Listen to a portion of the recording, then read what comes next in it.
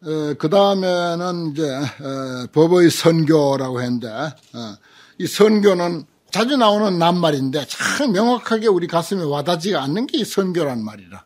뭐 선교 방편도 있고 훌륭하고 정교함. 무엇을 하든지 간에 그것이 아주 훌륭하고 아주 정교한 이러한 것을 선교라 그래요. 어떻게 하면 얻을 수 있습니까? 온선교. 온척이 온이죠.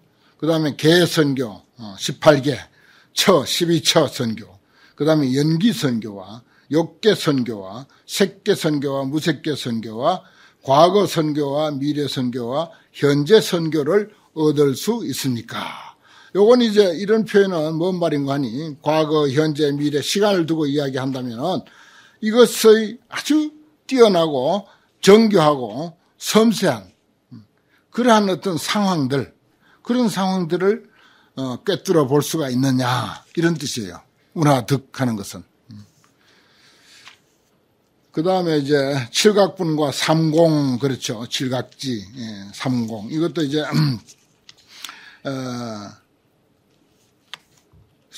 운하선수섭. 여기는 이제 득이 아니고 잘 수습할 수 있습니까? 선수섭. 염각분, 칠각분을 이제 우리가 그렇게 표현하죠. 염각분. 처음에는 이제 생각하는 어떤 그 깨달음의 분, 정확하게 글자대로 해석하면 그렇습니다. 택법각분, 법을 간택하는 깨달음의 분.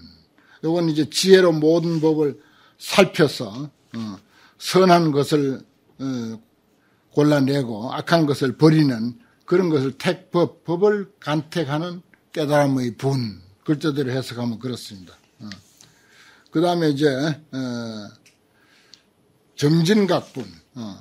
정진도 이제 가지가지 이제 수행을 할 때 쓸데없는 고행은 그만두고 바른 어떤 그 정진, 이것을 이제 정진각분. 바른 정진이 돼야 그게 깨달음의 분이 되니까. 그래서 정진각분 그렇게 합니다. 그 다음에 희각분, 기쁠 희자죠. 참된 법을 얻으면 기뻐하죠. 우리가 화엄경 공부하면서 다 마음의 기쁨을 얻으니까 우리가 열심히 공부합니다. 이게 다 희각분에 해당되는 거죠. 그 다음에 의각분인데 이건 이제 마음이 홀가분한 상태가 돼야 돼. 가뿐한 상태. 그게 의자예요, 이게. 아름다운 모양 의자인데 홀가분하다 하는 그런 뜻도 돼요. 이 계산습록변에 의지할 의자. 이것도 의지할 의자인데 의각분이라는 게 공부가 뭐가 마음이 우중충하고 무겁고 뭔가 부담이 되고 찝찝하고 그러면 안 되죠. 그것의 반대입니다. 수행을 하고 12서 환경 공부를 한다 하더라도 우리 마음에 어떤 그런 느낌이 있어야 이게 깨달음의 분이 되는 거야. 뭐 우중충하고 찝찝하고 느낌이 이상하고 그러니까 그 포교할 때도요. 그런 그 용어 같은 것을 잘 선별해서 해야 돼. 용어 같은 거 참 선별을 잘 해야 되고 그 분위기를 흐리게 하는 거라든지 부정적인 거, 사회 어떤 그 신문지상에 나는 그런 거 좋지 아니한 그런 현상들, 그게 뭐 뉴스거리라고 그걸 이야기하는 게 아니라 포교할 때는 그런 이야기하는 게 아니라 사석에서는 해도 되지만은 포교할 때는 아주 그 좋지 아니한 뉴스. 그게 뉴스라고 막 이야기하는 스님들이 있다고요. 불교 TV에서도 막 이야기를 해.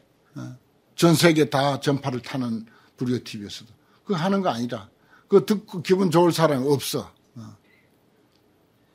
그 의각분이라고 하는 이 의자가 그것의 반대입니다. 기분 좋고 상쾌하고 홀가분하고 뭔가 신선하고 그런 의미를 가지고 있는 게 이 의자야. 법문이 그렇게 돼야 되고 수행이 그렇게 돼야 되고 불교 공부가 그렇게 돼야 된다는 뜻입니다. 그 다음에 정각분도 이제 이것은 선정, 정에 들었을 때 망상을 일으키지 않는 그런 올바른 선정을 말하는 것이고 그 다음에 사각분은 이건 이제 버리는 거죠. 말하자면 이게 평등을 뜻하는 것인데 바깥 경계에 우리가 집착하던 마음들을 떠나보내고 놓아버리는 것, 버리는 것. 이게 이제 사각분이 됩니다. 그 다음에 그것이 이제 칠각분이죠. 칠각분 또는 칠각지 이렇게 말하죠. 그 다음에 공무상 무원, 공하다, 무상하다, 원이 없다. 요건 이제 소승교에서 제일 주된 수행인데 공과 무상과 무원. 이건 참 대성불교에서는 아주 좋지 아니한 것으로 봐요. 그런 것을 어떻게 해야 잘 수습합니까? 하긴 모든 존재가 공한 것부터 우리가 알고 넘어가야 할 일이에요. 보살행도 모든 존재의 공성을 우리가 제대로 이해하지 못하면 그 힘찬 보살행이 잘 나오지가 않습니다. 그 이해해야 할 문제이긴 하지만은 그러나 여기에 이제 빠져 있으면 안 되는 거죠. 그래서 선수섭 이렇게 말합니다. 어떻게 하면 이러한 것들을 잘 수습할 수 있습니까? 그 다음에 7번째는 육바람이라고 사무량심. 어떻게 하면 원만한 단나바라미를 얻을 수 있습니까? 어떻게 하면 시라바라미를 얻을 수 있습니까? 원만한 시라바라미요. 득, 원만이 다 해당됩니다. 그 다음에 찬제, 인욕이죠. 비리야바라밀, 선나바라밀, 바냐바라밀. 그리고 자비희사. 이것을 원만한 자비희사를 얻을 수 있습니까? 그리고 육바라밀도 원만해야 되고 사무량심도 원만해야 되는 거죠. 이러한 것을 얻을 수 있습니까?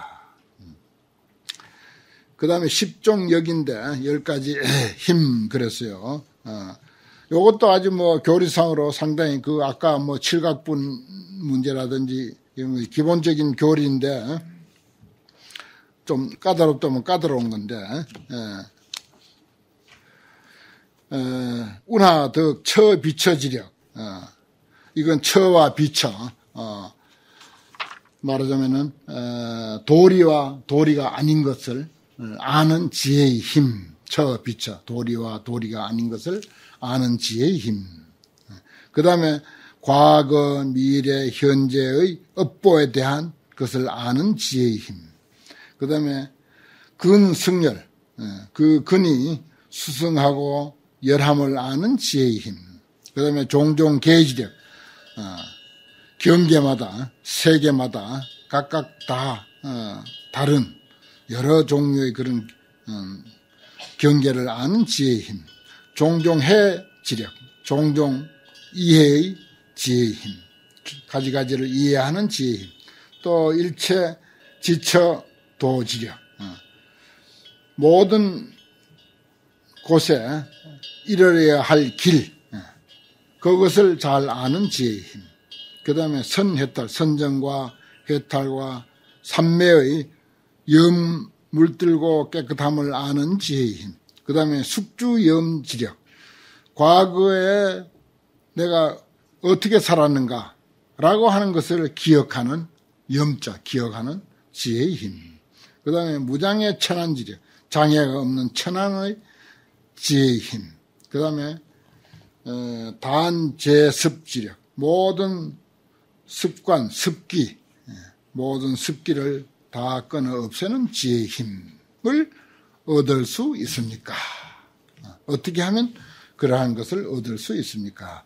아주 까다롭게 아주 불교의 모든 기본들을 다 이렇게 낱낱이 찝어가면서 구체적으로 묻고 있습니다. 그 다음에 또 9번에 보면은 시방 경호 공경하면서 보호한다 이렇게 됐어요. 어떻게 하면 항상 얻을 수 있습니까? 무엇을?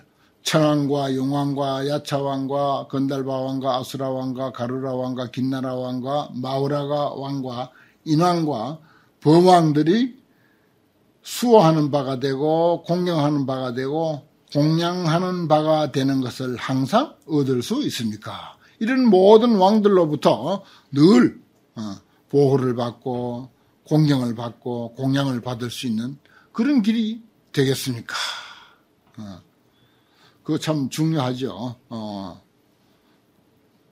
우리가 현실을 살아가는데도 이런 것을 조그마한 불사만 하나 하려 해도 온갖 데 걸리는 게 많죠. 이런 것을 그런 데다가 연관시켜서 생각할 수도 있습니다. 그 다음에 능히 요익이라, 능히 요익함이 된다. 어떻게 하면 얻을 수 있습니까? 무엇을? 일체 중생으로 더불어 의지가 되고, 그렇죠. 일체 중생의 의지가 되고, 일체 중생의 구호가 되고, 일체 중생의 귀할 바가 되고, 일체 중생의 나아갈 바가 되고, 일체 중생의 횃불이 되고, 일체 중생의 밝음이 되고, 일체 중생의 비침이 되고, 일체 중생의 가이드, 인도자가 되고, 일체 중생의 수승한 인도자가 되는, 일체 중생의 널리 인도하는 사람이 될 수 있습니까? 참 좋은 질문 했습니다. 뭐 중복도 되고 합니다만은, 그러나 이제, 화엄경은 무슨 법입니다? 십십법입니다. 원만한 내용, 본래로 원만하다고 하는 것을 가르치는 그런 법문이기 때문에 원수를 굳이 이렇게 만드는 거예요. 늘 우리가 보아왔듯이, 뜻이 중복이 많이 되지 않습니까? 그러면서도, 열이라고 하는 원만수를 채우는 데는 이제 화엄경의 그 사상, 화엄경의 정신이 그런 데서도 숫자에서도 잘 나타나 있습니다. 그런 뜻에서 이제 이렇게 하는 거죠. 그 다음에 11번째는 초성 존귀라. 보살은요, 우리 정말 제대로 중생을 감화시키고, 중생들을 교화하고, 중생들의 모범이 되고, 중생들의 횃불이 되고, 중생들의 귀처가 되고, 중생들의 리더가 되고 하려면은 사실 이러한 것들이 아마 필요할 겁니다. 여기는 또 존귀에 대해서 이렇게 표현합니다. 어떻게 하면 일체 중생 가운데서 제일이 될 수 있습니까? 어떻게 하면 일체 중생에게 위대함이 될 수 있습니까? 위대. 어떻게 하면 일체 중생들에게 수승함이 될 수 있습니까? 어떻게 하면 일체 중생들에게 가장 수승함이 될 수 있습니까? 어떻게 하면 일체 중생들에게 미묘함이 될 수 있습니까? 어떻게 하면 일체 중생 가운데서 지극히 미묘함이 될 수 있습니까? 어떻게 하면 일체 중생들에게서 최상, 상이 될 수가 있습니까? 어떻게 하면 일체 중생들에게 더없이 높은, 최상이 가는 무상, 보다 더 높은 것이 없는 존재가 될 수 있습니까? 어떻게 하면 일체 중생 가운데서 더불어 같을 사람이 없는 존재가 될 수 있겠습니까? 위무등 또 위무등등 등등함이 없는 존재가 될 수 있겠습니까? 이러한 것들을 쭉 이제 물었습니다. 이건 이제 뭡니까? 최고 최상의 인격이 되는 인격자가 되는 그런 질문들. 왜 그런가 하니 최고 최상의 인격자로서의 어떤 그 목적이 있어. 목적이 있기 때문에 그 목적에 부합하려면은 그만한 그릇이 돼야 되고 그만한 인물이 돼야 되고 그만한 보살이 되어야 그 목적을 달성하거든요. 만 중생을 건지겠다고 하는 그런 그 목적에 말하자면 목적을 달성할 수가 있기 때문에 그래서 그 목적에 부합하는 인물, 인격, 그릇, 근기가 되려면은 이러한 여기서 펼쳐진 온갖 종류의 그 질문들, 이걸 이제 참 어떻게 보면 지수보살이 욕심도 많죠. 욕심도 많지만은 그러나 그게 열정인 거야. 중생을 제도하겠다고 하는 그런 큰 열정, 큰 열정을 이렇게 아주 세세하게 구체적으로 이렇게 다 나열한 그런 내용입니다. 아주 근사한 내용이에요. 그래서 그것을 만족시키는 것은 정행으로 만족시킨다 해서 뒤에 나가면 이제 계속 넉자 개성으로서 보살이 집에 있을 때는 어떻게 해야 되고 보살이 밖에 나갈 때는 어떻게 해야 되고 심지어 보살이 화장실에 갔을 때는 어떻게 해야 되고 보살이 양치질을 할 때는 어떻게 해야 되고 보살이 길거리를 걸어갈 때는 어떻게 해야 되고 보살이 물건을 잡을 때는 어떤 마음을 가져야 되고 하는 그런 내용들 쫙쫙 당원중생 하면서 계속 141 개성이나 되는 그런 개성을 쭉 이렇게 펼치는 아주 근사한 정행품이 이제 펼쳐지는데 지금 방금 물은 이 수많은 그 최고의 인격을 완성하는 데 있어서 필요한 조건들을 이렇게 쭉 이렇게 질문을 한 거예요. 여기에 이제 이런 그 인격자가 되려면 이러이러한 행위를 해야 된다. 참 정양품이요. 참 선명해요. 그 내용이. 예. 그 뭐 질문하는 것도 하고 답하는 것도 하고 행동 지침. 왜 그런 인격이 되려고 하는가. 이런 것들이 너무 아주 선명하게 잘 그 드러나 있습니다. 오늘 공부는 여기까지 하겠습니다.